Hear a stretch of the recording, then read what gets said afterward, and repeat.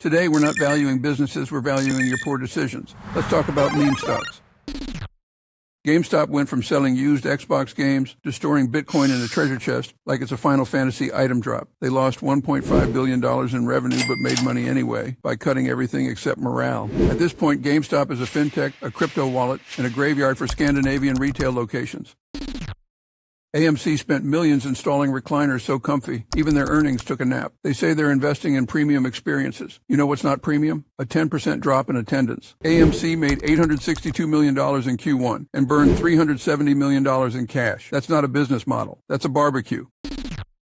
Oh, Bed Bath & bankrupt. They spent $11.8 billion on share buybacks. That's not capital allocation. That's corporate arson. And their final trick? Deleting all the coupons. It's like they asked, how can we make our customers hate us faster?